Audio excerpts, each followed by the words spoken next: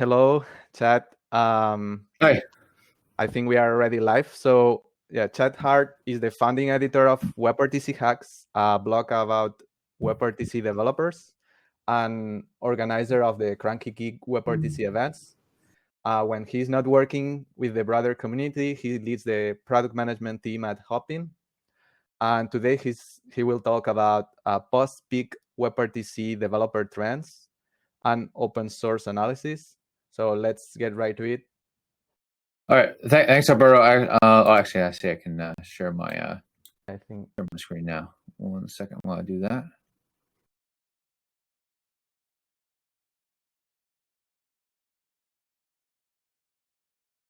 Oh no.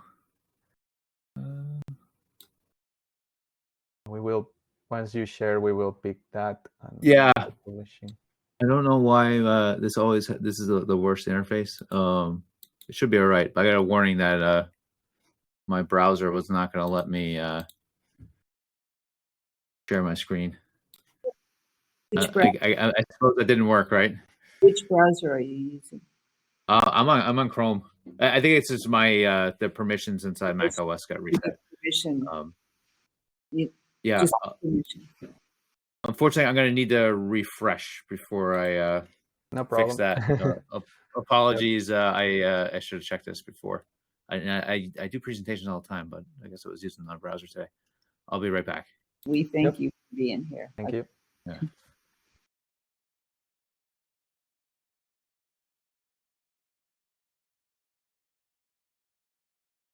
Yeah, for all of those here waiting, like keep in mind that you can write questions anytime on the chat, and yeah, we'll be asking those later. Yeah, chat should be joining soon.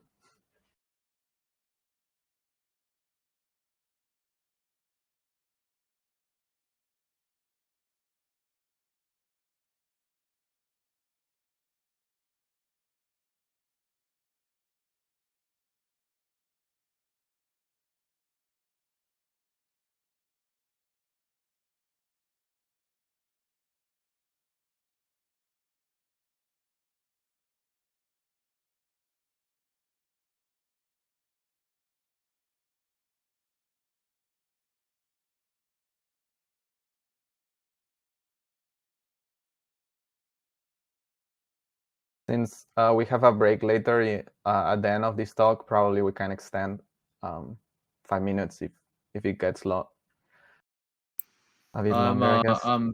That's back. Fine. Oh, great. Okay. Could you give me it looks like I need permission again to share my screen. There we go. You have permission now. Yep. I see it here. Did that work?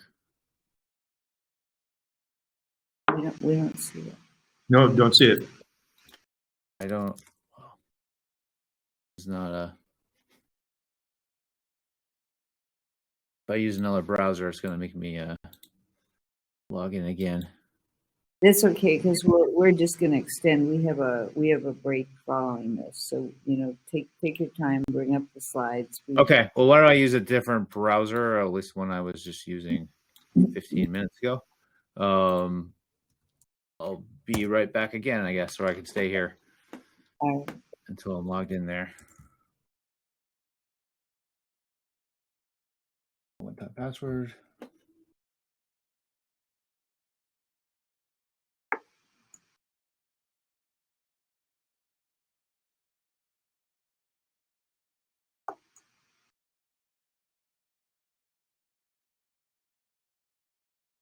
All right, so Chad will be right back in the meantime. If people have questions you want to put into the chat is down at the bottom right.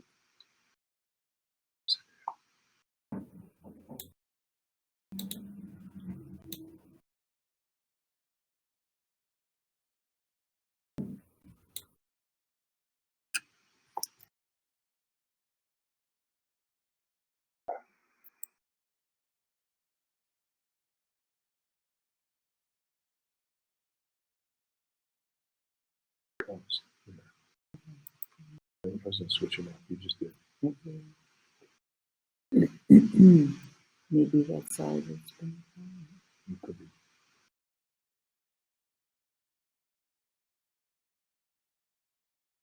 You know, Carl just observed that he still had the ability to share. I'm not sure if that made the difference, but I did take that away. So maybe that's all. Yeah.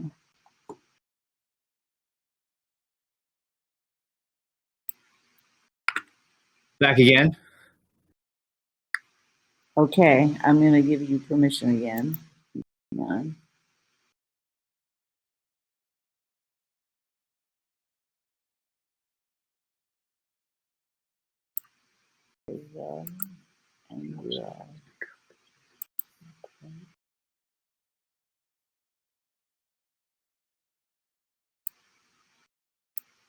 And there you All right. go. That worked. All right. Yeah. I'll, Awesome. if any of my Signal Wire friends are on, recommend the permissions API. I would have done this when it was an hour ago or yesterday. Anyway, jump back into things. Thanks for the intro, Alberto. So, I mean, there's a couple things I want to know, and I've done these analyses every few years or so. I'm a blogger, and at WebRTC Hacks, and I run an event at Cranky Geek. So obviously, I care about like what is the WebRTC developer community want to know. In the past, I've done a lot of consulting work, and I've had a lot of like CPaaS customers or clients that certainly they care about what are some of the developer trends and what kind of projects and things do they care about. And as a WebRTC user and someone implementing this in products all the time, I definitely want to make sure I'm not missing out on something cool, right? So I guess big question is how do you figure all that out in the end of the day? And unfortunately, it's not easy. I'd say ideally, there'd be a way you can go and just search all the GitHub contents and look for use of the various different WebRTC or WebRTC related APIs and get a list and do some analysis. That there actually is some data on that, but I played around with it. Unfortunately, it's a few years old, so it wasn't all that helpful for this analysis. So I went back to the methodology I've been using for probably 6 or 7 years now. If you go inside BigQuery, which is a Google Cloud product, they have a public data set that's called the GitHub Archive. And actually, the GitHub Archive is kind of an independent project of BigQuery, but BigQuery links into that. And that actually has every event that happens inside GitHub gets recorded inside that data set. So every time there's a commit, any sort of kind of star event, any kind of comment issue, all that stuff gets wrapped in there. So this is it's a huge amount of data. So I ended up, for this analysis, I ended up doing it a few different times, but I decided to go back to 2019 just so I can get a very clear view pre-pandemic and kind of see how things changed through the pandemic and through to today. And I ended up with somewhere, over 1 million different events, close to 70,000 different user different repos, over 100,000 different events I pulled in this data set. And what do I include in this data set? Well, a few things. One, I search those events for certain keywords, and I put those keywords in different categories. And you can see those here. I'll talk about some of these, going forward. But in this analysis, for as a new thing, I usually expand or add on this a little bit every time I run it. This time, I wanted to look at insertable streams and web codecs. And as part of the existing data set, there's different event categories. So I also find it useful to kind of put these event categories in different groups for comparison purposes. And I'll talk about it a little bit in a moment. Some of the things that are a pain or difficult when doing this analysis is, well, one, you're dealing with events, so you don't actually have the exact file contents.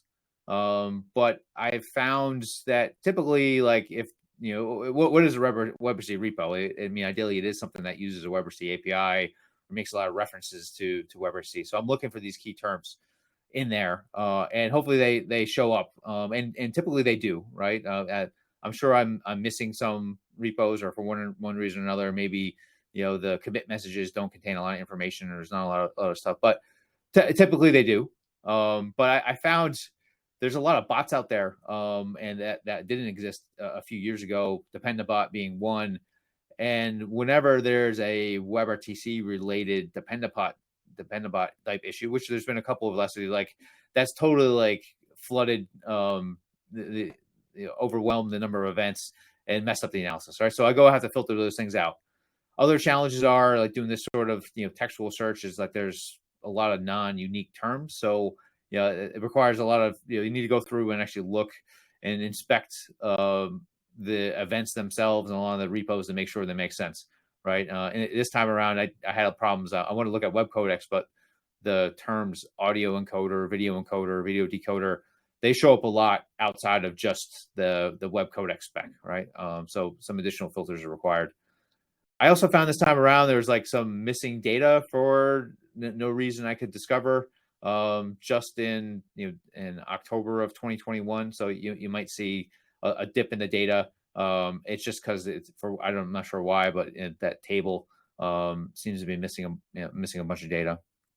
And the other challenge I ran into, and you'll see some inconsistencies here, is that I tried to do a lot of this analysis. I'm a big fan of Jupyter notebooks, and I did a lot of it in Google Colab, since they have some BigQuery magics that make it easy to do.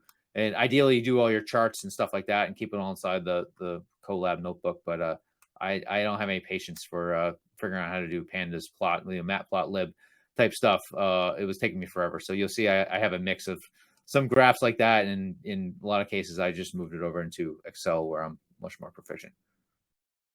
So the first question, I guess, looking at this analysis, is how is WebRTC doing, right?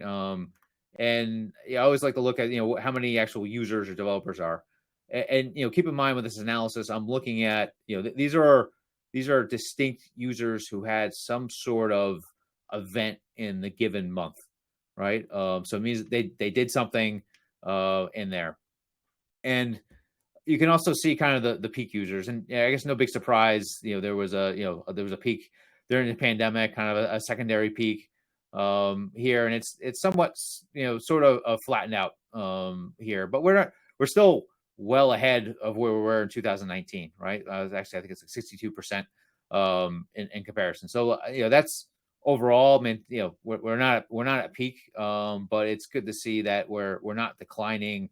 And we're at pretty good levels in comparison to where we were just in 2019.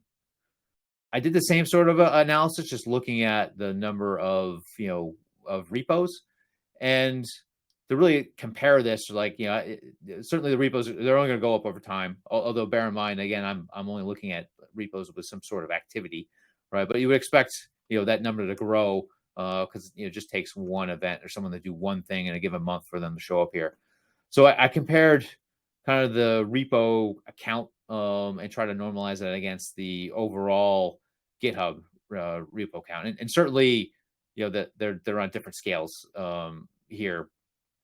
But the number of repos, you can see again peaked. Interesting comment here is actually the peak here happened a month after the user peak in the previous one, and maybe the WebRTC repos, WebRTC is not the easiest API compared to a lot of other things. Maybe it seems like maybe it took a few weeks for those developers to learn enough to do something before they started making their own repos.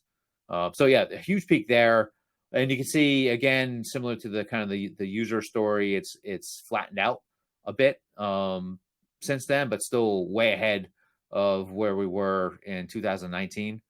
But compared to GitHub overall, I mean, GitHub just keeps growing. It's kind of a very steady, overall trend, straight line up. And I suppose that's somewhat to be expected, right? WebRTC is just one technology. There's new technologies and things that come out all the time, and GitHub is basically getting them all. In addition to kind of attracting maybe even older projects and things, some of things like WebKit that I'll talk about a little bit later. That might have been on other repository management systems that are helping to add accounts here. Right. And it's, same story here. Instead of comparing my kind of data set WebRTC repos to instead of doing users versus the GitHub overall.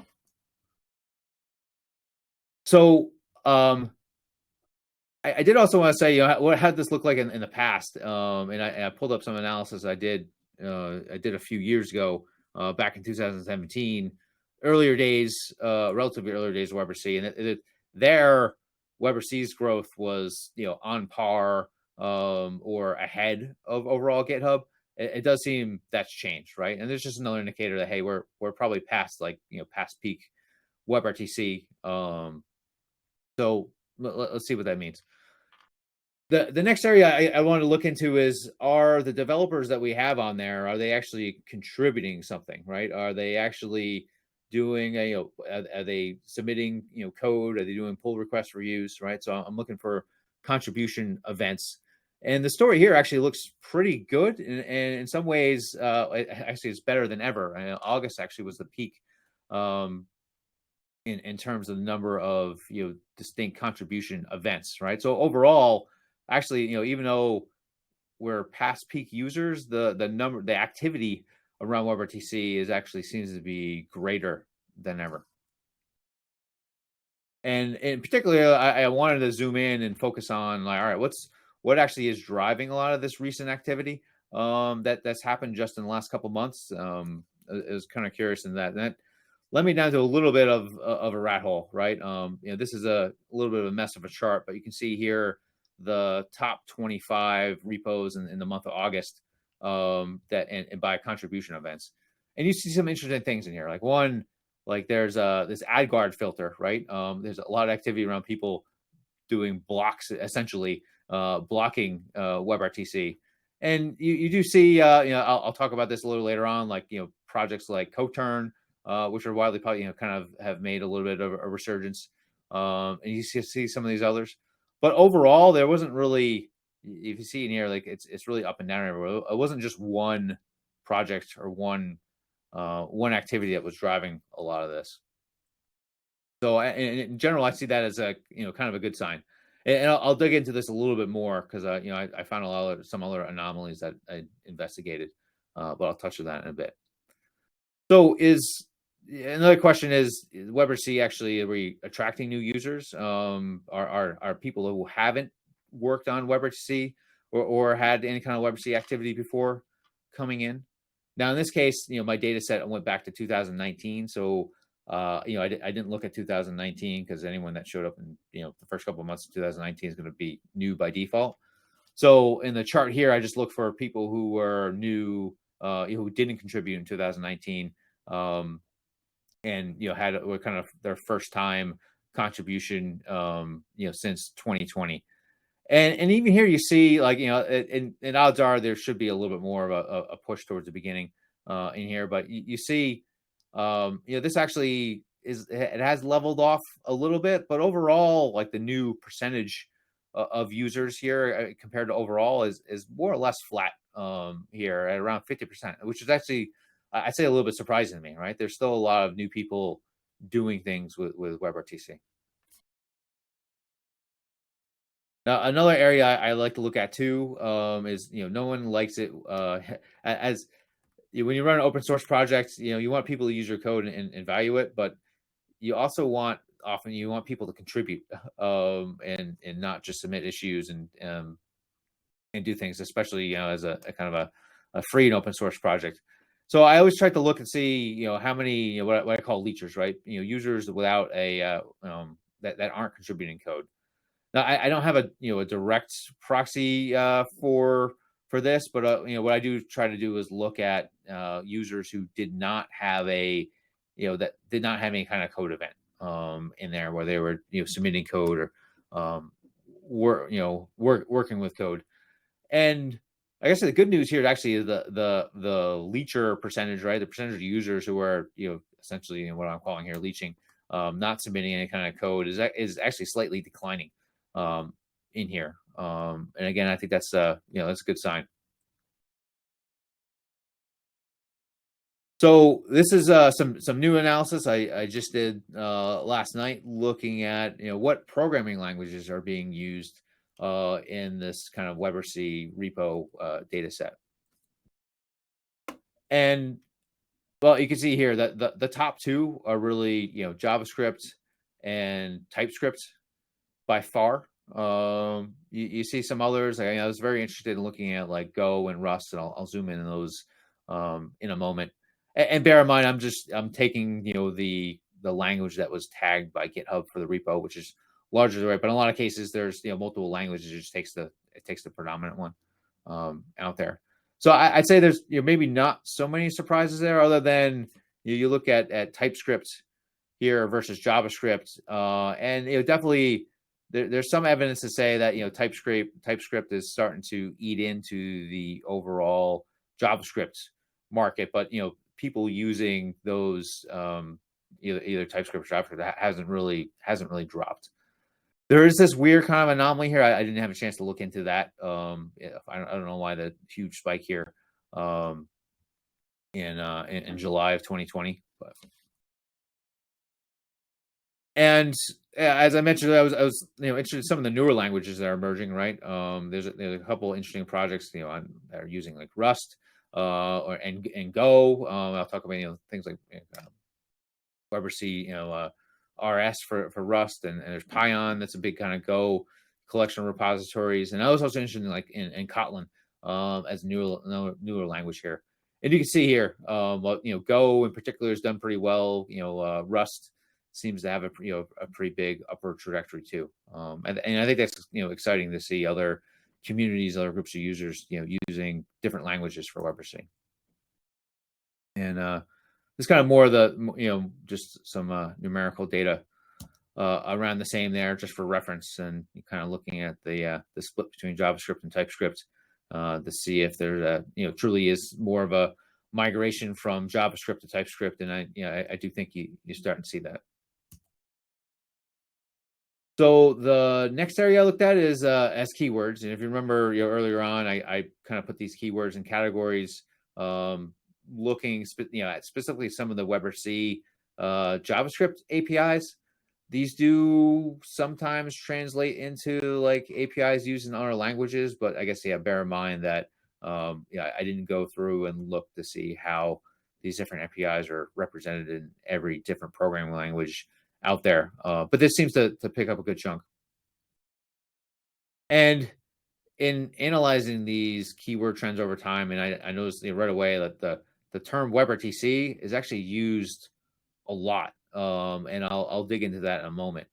But some of the other, the not WebRTC ones, they're up and down. I wouldn't say there's any kind of clear, universal trend there, but you can see, Stun and Turn has had a bunch of big spikes. Pure Connection is done pretty well. Web Codex has a little bit of a bump. I'll dig into that. The kind of the Pure Connection extensions, kind of the transceiver APIs also seem to not a huge spike, but there's a kind of gradual trend upwards. And then insertable streams, I was I'll talk about that more in a moment. I was hoping to see a little bit more activity there. That seems a little flat.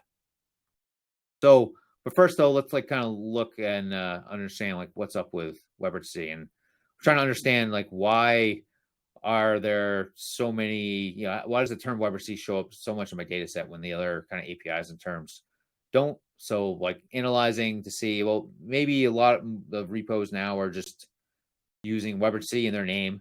And if you use WebRTC in your name, the odds of that name showing up in the payload and the event payload and being used a lot are going to go up. But actually, there wasn't really any increase at all of repos that have WebRTC in the name, right? This really is the contents of the payload of those events. There's just the term WebRTC is just showing up way more there. And looking at different event types to see what's going on here, you can see it follows through code and contribution events. And comparing that to the number of repos out there, actually the number of repos is flat, so or more or less flat. So you can see the conclusion here is that there's a higher proportion the same repos actually have more events, more activity that include the term WebRTC. And this kind of led me down to a little bit of a rat hole, but all right, then can we go and examine those payloads and try to understand, is there certain terms or categories, or, is there some sort of trend that's driving this? So I did go through and pulled out some of the top phrases. And within that, there was some commonality I could see. There was a lot of Amazon Chime SDK showed up a bunch of times. GStreamer type aspects showed up a bunch of times, and WebKit. So I went and plotted those, and you can see pretty clearly. Yeah, look, actually, Chime, Amazon's big company, Chime, it looks to be a fairly popular product. Maybe some of this. So and there definitely is some peaks around these items. But when you go and look at the absolute numbers, are these couple of projects really driving the kind of recent spikes that we have? Like, it's just the math doesn't add up, right? They only account for about 3% of the recent spike. So I guess what is driving the spike? Well, it's not, if it's not just a couple of repos, it must be a bunch of them. And actually, that's again, probably another good sign that there is just more WebRTC activity by some measures, right? But in terms of number of references to these WebRTC terms and WebRTC, that term itself specifically, that's happening more than ever in these GitHub events. And wrapping up a few items, looking at stun and turn. I mentioned this, and there's definitely a recent spike there. And some of this is because there's been a renewed effort around the CoTurn project. I'll actually be interviewing some of the leads there and posting that to WebRTC Hacks pretty soon. But yeah, you can see a lot of that recent. I also took a look into insertable streams to see what was going on there. And I skipped ahead one.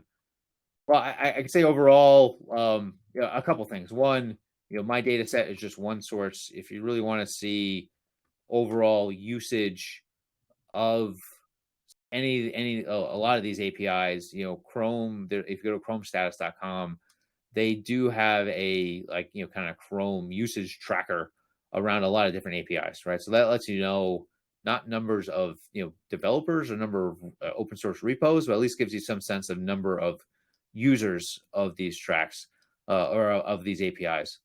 Just bear in mind that the scales here are kind of percentage of all the paid loads they track, and there's not really a useful unit you can map that against.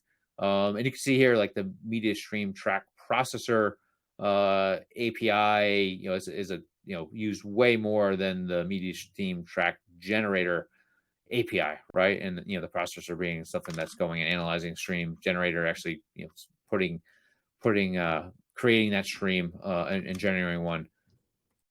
So I took a look here, and I was expecting a lot more here. In terms of repos and interesting activity, but I actually didn't find a whole lot. I mean, I found a few, and I was worked or used some of these out there. But yeah, I guess I'm hoping to see more. There's certainly more usage than what the open source GitHub repos suggest. So it's either, for whatever reason, those terms aren't showing up inside the GitHub events for some reason, or the repos that are using this stuff they're private, which is more likely the latter, in my opinion. So wrapping up a few items, the web codecs is another area. And I think there was a talk earlier with web transport looking at this. This one actually is a little more interesting. You can see a big spike in web codec term activity, especially when a lot of the W3C project and some of the APIs first launched soon after Chrome first kind of took it off their origin trial in 2021. And actually there's a recent spike now. And this pattern actually looks a lot like the pattern you see in terms of usage. So I was expecting to find a lot of interesting repos here, but in this is a similar case where I found a few, but nothing quite as substantial as I was expecting in there. Like, I know, like, the Intel OWT servers, another one that they didn't show up as high in top 5 on my list here. They're another one. in this group that's a bigger user. So you have some of them there, and I'll leave that there for reference. And then since we just have a couple of minutes left, I'll just put this up here a second. They're always interested in knowing what are the kind of the top repos out there. I'm going to do a lot more analysis of this. So I just did this quick last night here since I was asked to talk last minute. But you can see here, interesting, a couple of trends in terms of like the top repos. And this one's by number of contributors. You see like this, that Alex IT is kind of a home video camera, home automation type project. You see a lot of real-time, live streaming type aspects in there. And you still see a lot of the traditional media servers out there like Janus and Jitsi. Same one, just by terms of popularity events out there. Pine always does pretty well there, but you see the WebRTC samples themselves have done well, and Flutter WebRTC is a newer one that didn't rank so highly. That's up there, right? And you do the same type of analysis instead of looking per repo per org. You see somewhat similar patterns in there. There are some newer companies in there I wasn't familiar with, but there's a lot of ones that are in there too. A lot of existing ones. So I know I'm about out of time. I want to save a couple minutes for questions. I have a lot of this analysis on WebRTC Hacks. I'm going to be updating and adding more, hopefully before the end of the year. So for more, I go there or just ask me questions here. Thank you, Chad. Yeah, we have a few minutes for questions, and yeah, this was really interesting. I think there are a lot of interesting topics. I saw there, like for example, Flutter and React Native being kind of on the top. You can see like maybe developers are thinking more about this type of frameworks instead of building the native mobile app using. Yeah, absolutely. Swift. Yeah. So there is a question here from Navia. He's asking, why do you think Amazon product Chime is so popular? In terms of WebRTC, I was also surprised. Like you see LibWebRTC, WebKit, which you would expect because they kind of are building it. But then you see in pretty close Chime there. Yeah. Well, I mean, I've done some work with that project and stuff in the past. It started out pretty bare bones. It is getting much better. I think a couple things like one, it's Amazon's pushing it, right? It's AWS, right? So like, they have a huge audience, big say. So I think that helps. I'm still a little bit surprised that there's so much open source activity because it's not just Amazon developers. I mean, certainly a bunch of them are, right? But there's too many just to be the Amazon team. So, but it does seem that there's a lot of community around that, and that's. I mean, I think actually that's interesting. Microsoft showed up as one of the top orgs too. I think you do see more of these bigger companies looking to support the open source community and facilitate that. And that's, well, if you're a small open source company, maybe you don't like that, but as a kind of developer, it's good to see bigger companies engage with the community, using the open source model. Yeah, or at least partly, right? Because with Chime, like sure, their SDK and library is open source, and you can use it to embed what you want, but you still have to use their service. So it's not like some of the other projects that we often talk about in IIT RTC here. Yeah, I think makes sense. Like they want to make it public and kind of build a community, I guess, for their SDK by making it all public, creating a lot of demos. So that could be a reason. And I saw also this kind of slightly flat or downtrend, like compared with COVID pandemic charts of like for example the GitHub versus WebRTC GitHub repos. Do you have an idea or thoughts about like what is really pushing GitHub to grow that above the WebRTC trend? I didn't look in that, and partly it's because it gets expensive, right? It's $5 a terabyte. Every time we do it, but unfortunately, like if you're smart enough, like you write your queries the right way, you only have to do it once, but that never happens, right? So I I could do a deeper analysis of GitHub.